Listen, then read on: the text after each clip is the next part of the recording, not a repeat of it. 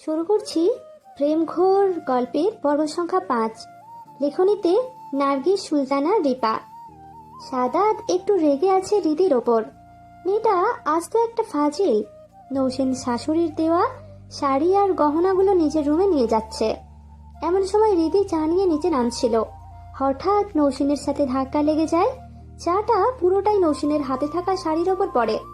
ও sorry দেখিনি, please don't mind, রীতি বলে। নৌসেন কি বলবে, শাশুড়ির দেওয়া শাড়িটা নষ্ট হয়ে গেল যে। না না ঠিক আছে, ব্যাপার না, ইটস আ অ্যাক্সিডেন্ট, নৌসেন বলে। রিদি বলল ওকে। নৌসেন মুখ গোমড়া করে রুমে যায়। সাদাত শুয়ে আছে। নৌসেন তাড়াতাড়ি করে সাদাতের কাছে যায়। সাদাত কপালে হাত উল্টো করে দিয়ে শুয়ে আছে। সাদাত, তুমি কি ঘুমিয়ে পড়লা? না, একটু ওঠো না প্লিজ, একটা কি? সাদাত উঠে বসে। নৌসেন শাড়িটা সাদাদের সামনে ধরে। লোক, মা আমাকে শাড়িটা পরার জন্য দিল, বাট শাড়িটা নষ্ট হয়ে গেল। কি রে, চা বা কফি পড়েছে মনে হচ্ছে। আসার সময় সিঁড়িতে রিদির সাথে ধাক্কা লেগে চাটা পড়ে গেছে, তাও পুরোটা শাড়িতে। নৌসেন না বুঝুক, সাদাদের বুঝতে বাকি রইল না যে রিদি ইচ্ছে করেই কাজটা করেছে।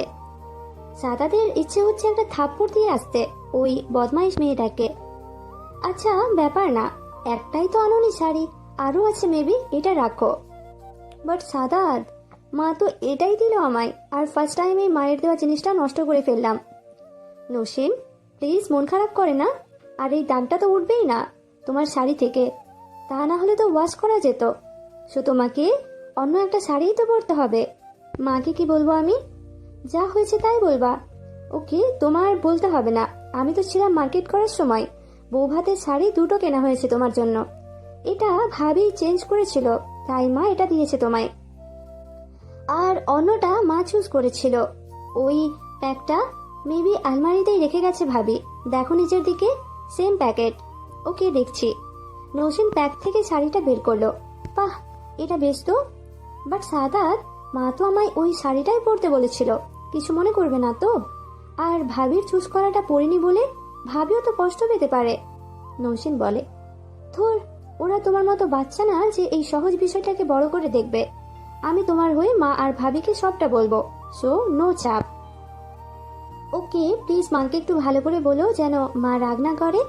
আরে করবে না, তুমি তো মায়ের দেওয়া শাড়িটাই পরবে, মা বড় বেশ খুশি হবে তুমি এটা পরলে। আবারও দরজায় নক। নৌসেন আসবো? ভাবি বলে। হ্যাঁ ভাবি এসো। বলছিলাম পার্লার থেকে লোক এসে গেছে, তুমি রেডি হয়ে নাও কেমন? ভাবি শোনো না। নৌসেন সবটা বলে দিল যেন ভাবি মন খারাপ না করে। আরে পাগলি, সিম্পল একটা বিষয়, তুমি এটাই পড়ো, ডোন্ট ওরি, আমি কিছু মনে করিনি, আর মাও করবে না। সাদাত, বাইরে যা তুই, আপনারা ভেতরে আসুন। দুজন মেয়ে ঘরে ঢুকলো। সাদাত আর ভাবি বের হয়ে যায়। প্রায় 1.5 ঘন্টা পর সাজ কমপ্লিট করে ওরা, যদিও বউ ভাতে এত সাজে না, বাট নৌসেনের যে লম্বা আর ঘন চুল, সেটা ঠিক করতেই হাঁপাতে হয় দুই মেয়েটার। বিয়ের দিনও এমন হয়েছিল। শাড়ি আর সাজাতে যে সময় লেগেছিল, তার চেয়ে বেশি সময় লেগেছিল চুল বাঁধতে। বাহ ম্যাম, আপনার চুলগুলো বেশ ছিল, এত ঘন প্লাস শাইনি চুল খুব কম দেখা যায়। যদিও ঠিক করতে টাইমটা বেশি লাগলো, but you looking so beautiful, পার্লারের মেয়েটি বলে। আরে যে লম্বা চুল, আমার তো হয়রান লাগছিল ম্যাম, অন্য মেয়েটি বলে। আমার চুলের জন্য তোমাদের কষ্ট করতে হলো অনেকটা, তাই না? নৌসেন বলে। আরে ম্যাম না, ভালো লাগে এমন চুল বাঁধতে, যদিও টাইম প্লাস খাটনি দুটোই হয়, তারপরও রেডি হয়ে গেলে আলাদা একটা ভালো লাগা কাজ করে আমাদের মাঝে। দরজায় নক হলো। আপনাদের হলো? প্রাপ্তি বলে। একটু দরজাটা খুলবে প্লিজ, নৌসেন বলে। শিওর ম্যাম, আমাদের কাজ তো শেষ। প্রাপ্তি ভেতরে এসে, এই আপনি কে? নৌসেন হাসে। ভাবি আমার মাথা ঘুরছে তো। ম্যাম তাহলে এবার আমরা আসি। এসো, নৌসেন বলে। ভাবি তোমাকে তো পুরো অন্যরকম সুন্দর লাগছে, পুরো বারবি ডলের মতো। দাঁড়াও, আমি ভাইয়াকে ডেকে আনছি। প্রাপ্তি সাদাতকে ডাকতে চলে যায়। নৌসেন পেছন থেকে ডাকলেও শোনেনি। সাদাত ড্রয়িং রুমে বসে টিভি দেখছিল। ভাইয়া চলো চলো। কোথায়? তোমার রুমে। সাজা শেষ? 1.5 ঘন্টা ধরে বসে আছি, এতক্ষণে তো একটা অপারেশন শেষ হয়ে যাওয়ার কথা, আর সাজ হয় না ওদের। সাদাত বলে। হয়ে গেছে, চলো চলো। ওয়েট, ভাবি ভাবি, সাদাত ডাকে। কি বল, ডাকছিস কেন? তাড়াতাড়ি বল, আমি রেডি হচ্ছিলাম তো। হাই কপাল, তোমরা যে কি এত রেডি হও বুঝি না আমি। একজন তো 1.5 ঘন্টার বেশি সময় নিল রেডি হতে। এই তোর কি রে, কি বলবি তাড়াতাড়ি বল। পার্লারের মেয়েরা চলে গেছে। তুই ওদের দিয়ে কি করবি? ভাইয়া তুমিও সাজবে নাকি? চুপ, বাজে কথা বন্ধ কর। পেমেন্ট করা হয়েছে ওদের, সেটা জানার জন্য বললাম। হ্যাঁ হ্যাঁ, আমি আগেই করে দিয়েছি। আমি গেলাম, তোরা যা রেডি হয়ে নে। ভাবি বলে, ভাইয়া তুমি রুমে যাও, আমি গেলাম, টাটা। প্রাপ্তি বলে, নৌসিন নিজেকে আয়নায় দেখছে। কাল বিয়ের সাজটা একটু অন্যরকম ছিল, বেশি বেশি গয়নাতে ওর নিজেরই কেমন যেন লেগেছে। তার উপর আবার এখানে জার্নি করে আসতে আসতে অবস্থা মোটামুটি খুবই খারাপ ছিল। কালের শাড়িটা লাল টুকটুকে একটা বেনারসি ছিল, আর আজকেরটা লাল না, গোলাপি রঙের শাড়ি, সাথে অল্প গয়না, আর সাজটাতে দারুণ লাগছে দেখতে মেয়েটাকে। সাদাত রুমে ঢুকেছে, নৌসিন খেয়াল করেনি। পেছনে হাত দিয়ে হাড়ের লকটা ভালো করে দিচ্ছিল। সাদাত পিছন থেকে দেখেই বুঝে গেছিল নৌসিনকে কেমন দেখাচ্ছে, আর আয়নায় ওর মুখটাও দেখা যাচ্ছে অনেকটা। সাদাত দরজা লক করে নৌসিনের পেছনে এসে দাঁড়ায়। নৌসিনের হাত সরিয়ে নিজে হাড়ে হাত লাগায়। নৌসিন বুঝতে পারেনি কে এসেছে হঠাৎ, তাই তো প্রথমে চমকে ওঠে। আয়নাতে তাকাতেই সাদাতকে দেখতে পায়। আমি ঠিক করে দেই। আয়নায় নৌসিনের দিকে এক দৃষ্টিতে তাকিয়ে সাদাত বলে। নৌসিন বুঝে যায় সাদাত কিছু একটা করবে। নৌসিনের পিঠের কাছে মুখটা নিতে চলেই আসতে চায়। সাদাত এক টানে নৌসিনকে নিজের বুকে আনে, কোমরে হাত দিয়ে স্লাইস করে। কোথায় যাবে? ছাড়ো, একটু দেখি আগে তারপর। সাদাত অপলক দৃষ্টিতে চেয়ে আছে নৌসিনের মুখের দিকে। নৌসিন সাদাতের দিকে তাকাতেই চোখে চোখ পড়ে যায়। নৌসিন লজ্জায় চোখ নিচু করে ফেলে। লজ্জা কেন পাও বলো তো? তুমি লজ্জা পেলে আমার যে ভাঙতে ইচ্ছে হয়। ধ্যাৎ, আমি কিছু করব মানে? না, আমি কিছু করব না।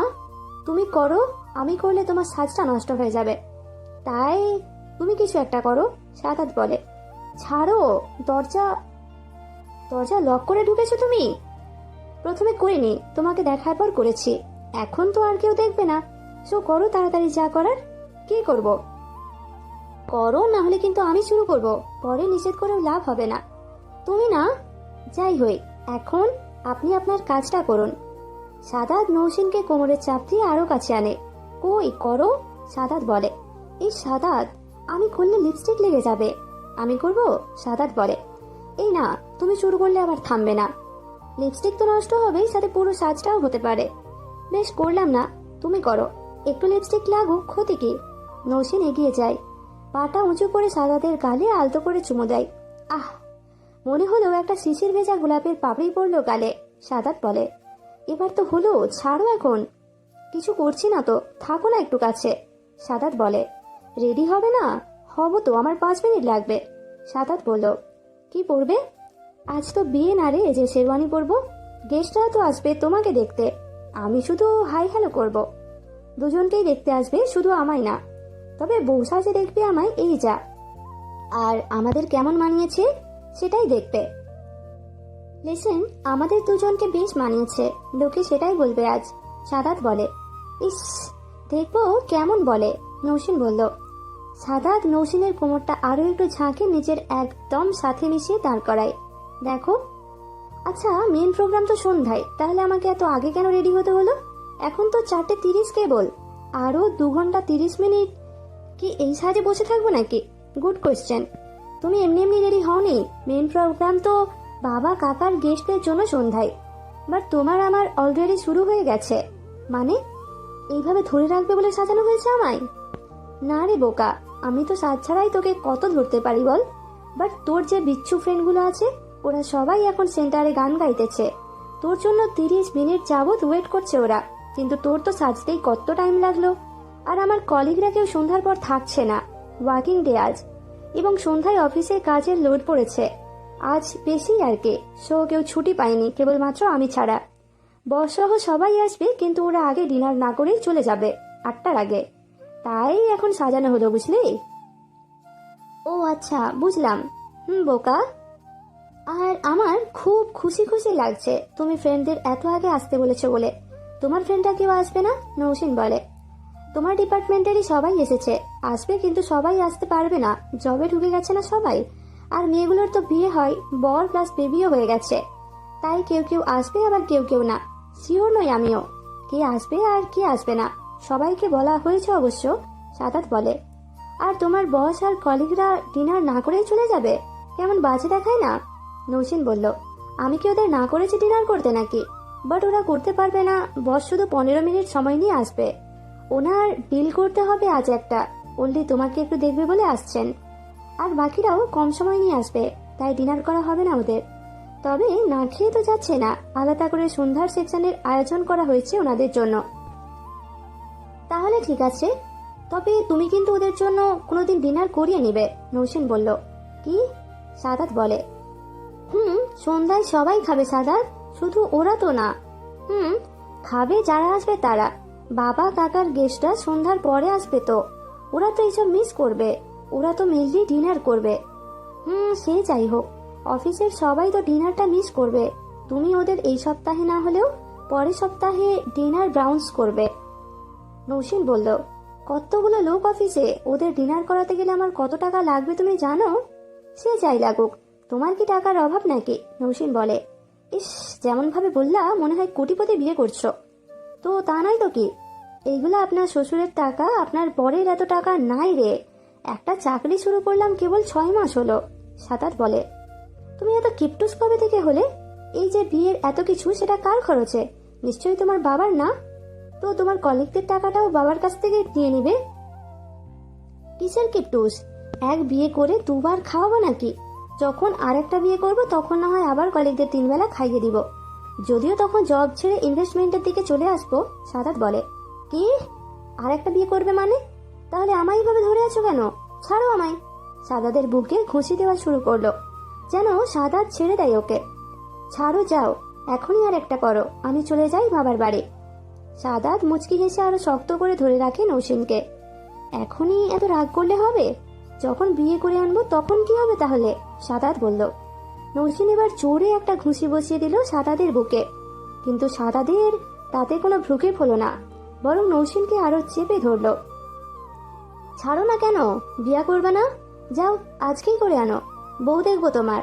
আমার সামনে বউ নিয়ে আসবে, তাই না? সেটা কেন?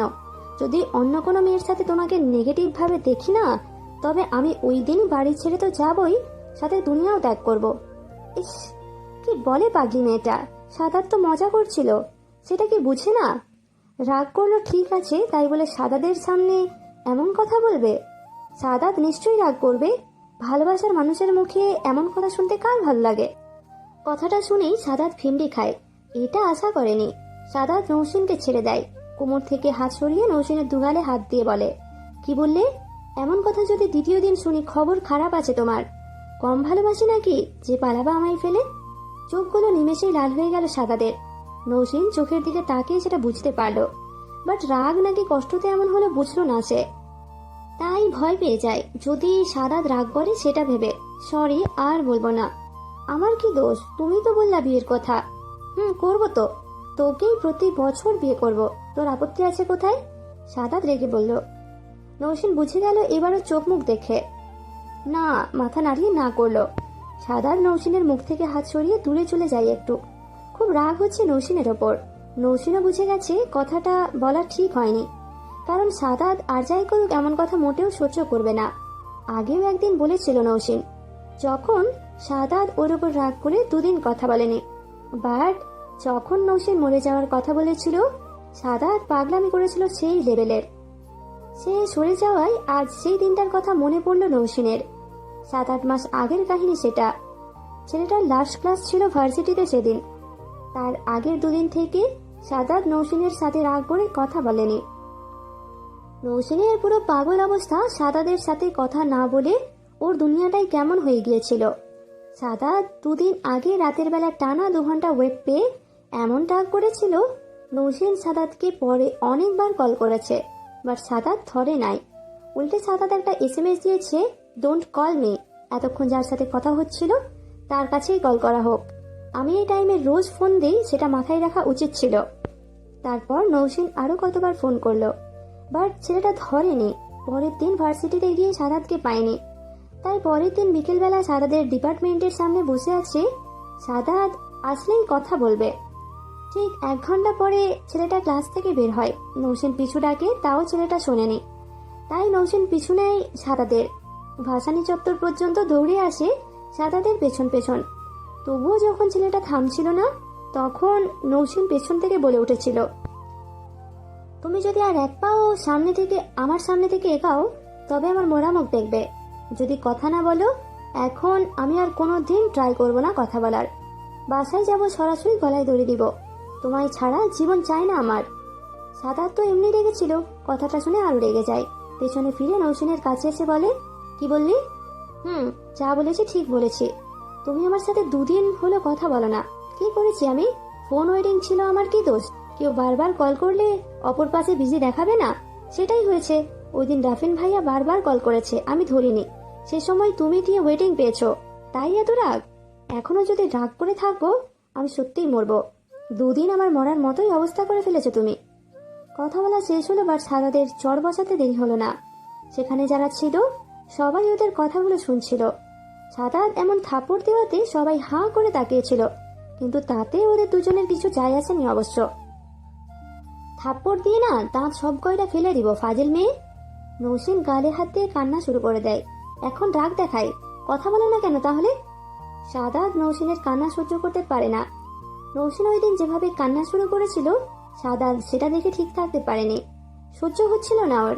পরে সাদাত খেয়াল করলো সবাই ওদের দেখছে, তাই নৌসেনকে হাত ধরে টেনে সেখান থেকে জাবি কন্টেসের পেছনে নিয়ে যায়। চোখ মুছো। নৌসেন কাঁদে। চোখ মুছতে বলছি না আমি? তাও নৌসেন কেঁদে যায়। সাদাত তখন আবার রেগে যায়, এভাবে কান্না করার কি আছে? কথা তো বলতেই আসছি, আর রাগ করে নেই, কান্না থামাও। নৌসেন দৌড়ে এসে সাদাতকে জড়িয়ে ধরে খুব শক্ত করে, আই লাভ ইউ। সাদাত বলে, আই এম সরি, আর কোনোদিন এমন করলে না। নৌসেন বলে, করবো না, সরি। আর তুমি যদি এমন কথা বলেছো তো ভালো হবে না। সাদাত বলে, রাফিন ভাইয়া আবার চালানো শুরু করেছে। ওই দিন বিকেলে তুমি আমি একসাথে বের হলাম না ভার্সিটি থেকে, তো রাতে বারবার ফোন দিচ্ছিল ওর নাম্বার থেকে, তাই ওয়েটিং পেয়েছো হয়তো। আমি কার সাথে কথা বলবো বলো? কার সাথে কথা বলবে এর জন্য রাগ হয়নি। রাগ হয়েছিল কারণ তোমাকে তো আমি কল রোজ করি।